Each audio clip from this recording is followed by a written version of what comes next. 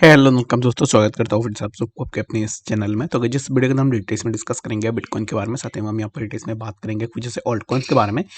And यहाँ पर details में डिस्कस करेंगे कि एक्जैक्टली बीटीसी एंड बाकी वर्ल्ड्स के प्राइस के अंदर क्या मूवमेंट हमें देखने को मिलेगा। और सबसे पहले यहाँ पर हम देख लेते हैं कुछ ऐसे न्यूज़ेस के बारे में जो कि अभी इस टाइम पे क्रिप्टो मार्केट को लेकर हमें देखने को मिल रहा है। ठीक है, तो यहाँ पर अभी इस टाइम पे देखोगे ना, तो यहाँ पर एक ब्लूमबर्ग के एनालिस्ट के according the worst for BTC bitcoin may not be over. ठीक है, तो यहाँ पर ऑलरेडी क्या है ना कि अगर आप पहले से मार्केट के अंदर हो तो फिर आपने देखा होगा कि पहले हमें मार्केट के अंदर एक अच्छा सा volatility and BTC somewhere around हमें 16,000 के आसपास देखने को मिला था।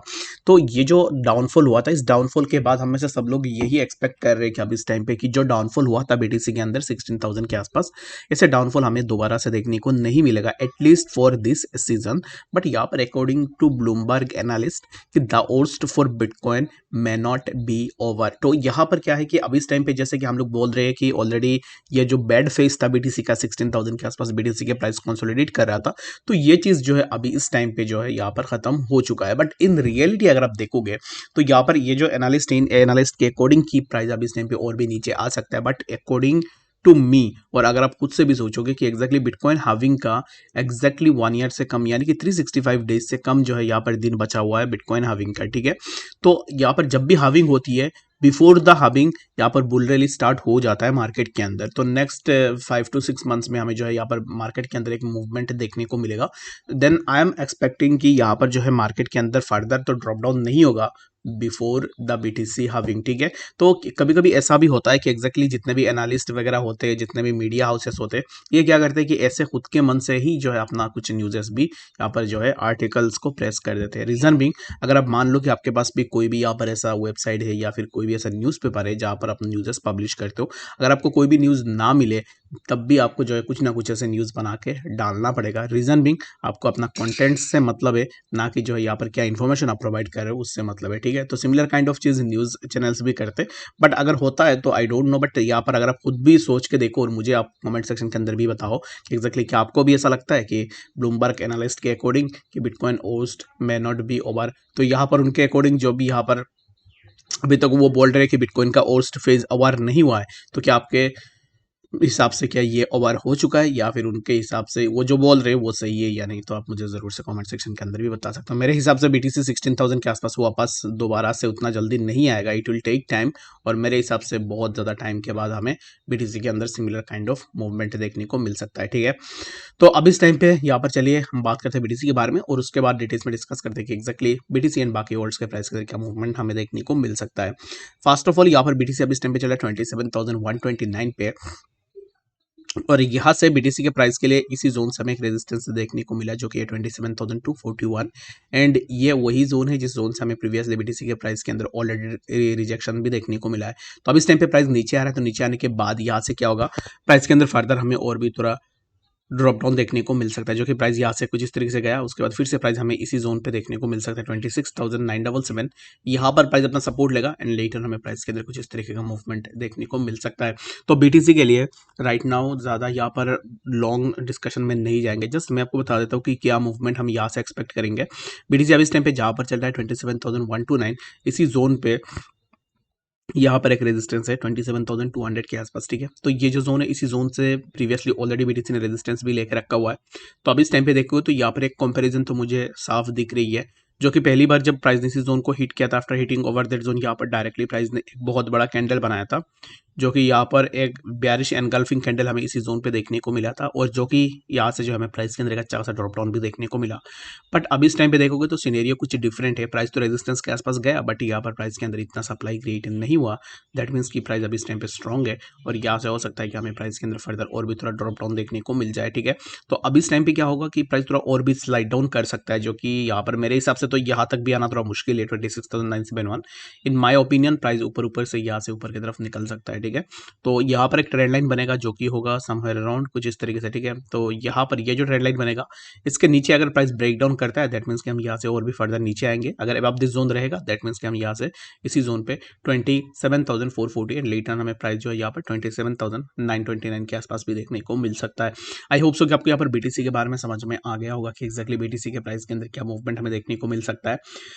बाकी जितने भी मेजर ऑल्ट से किसी भी ऑल्ट के अंदर अगर आपने एंट्री लेकर रखा हुआ है तो हर एक ऑल्ट के अंदर सिमिलर काइंड ऑफ हमें ड्रॉप डाउन देखने को मिल रहा है। तो नेक्स्ट क्या हम यहाँ से एक्सपेक्ट करेंगे और क्या अब इस टाइम पे मार्केट जो है यहाँ पर और भी नीचे की तरफ जा सकता है या नहीं, ठीक है। तो सबसे पहले चलिए यहाँ पर हम बात करते हैं आईएनजे कॉइन के बारे में, क्योंकि आईएनजे के प्राइस के अंदर भी हमें एक अच्छा सा मूवमेंट देखने को मिला था, जो कि आईएनजे के प्राइस समवेयर अराउंड 0.8.191 के आसपास हमें देखने को मिला। एंड लेटर ऑन अब इस टाइम पे प्राइस के अंदर हमें थोड़ा ड्रॉप डाउन देखने को मिल रहा है। तो आईएनजे के लिए अब इस टाइम पे जैसे नीचे आ रहा है तो आईएनजे के लिए यहाँ पर एक सपोर्ट देखने को मिलेगा, जो कि है 7.763 के आसपास, ठीक है। तो ये जो जोन है इसी जोन पे ऑलरेडी मैंने जैसे कि यहाँ पर मार्क करके रखा हुआ है। जब भी आईएनजे यहाँ पर इसी जोन के आसपास आया था तब यहाँ से हमें रेजिस्टेंस देखने को मिला, taking resistance from that zone. यहाँ से प्राइस नीचे आया, फिर से प्राइस ऊपर गया, फिर से प्राइस ने इसी जोन से रिजेक्शन लिया।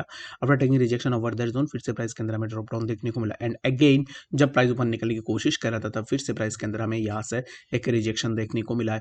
तो अभी इस टाइम पर राइट नाउ अगर आप यहाँ पर एंट्री लेने का सोच रहे हो आईएनजे के अंदर, तो इन माय ओपिनियन कि आपको ये जो जोन है इसी जोन पे अगर आप अपना लॉन्ग पोजीशन ओपन कर रहे हो 7.763 पे, दैट मीन्स कि क्या होगा कि आप यहाँ पर बियॉन्ड दिस लेवल अगर यहाँ से इस जोन से जस्ट नीचे आपको अपना स्टॉप लॉस रख देनी है, क्योंकि अगर ये जोन ब्रेक होगा दैट मीन्स कि यहाँ पर ये जो मेजर सपोर्ट जोन है ये अगर ब्रेक होता है तो ये एज ए रेजिस्टेंस काम करेगा और यहाँ पर रिटेस्ट करेगा ब्रेक डाउन होने के बाद।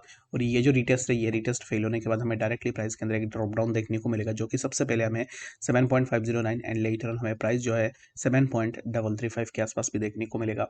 आई होप सो कि आपको यहाँ पर बीटीसी एंड आईएनजे कॉइन के बारे में समझ में आ गया होगा कि बीटीसी एंड आईएनजे के प्राइस के अंदर क्या मूवमेंट हमें देखने को मिल सकता है। तो चलिए फिर हम बात करते हैं कि हमारे जो नेक्स्ट ऑल्ट कॉइन है उसके बारे में। तो यहाँ पर मैं उन्हीं ऑल्ट्स के ऊपर बात कर रहा हूँ जिनके अंदर एक अच्छा सा इंपल्सिव मूव हुआ है या फिर आने वाले टाइम में जिनके अंदर एक अच्छा सा इंपल्सिव मूव हमें देखने को मिल सकता है।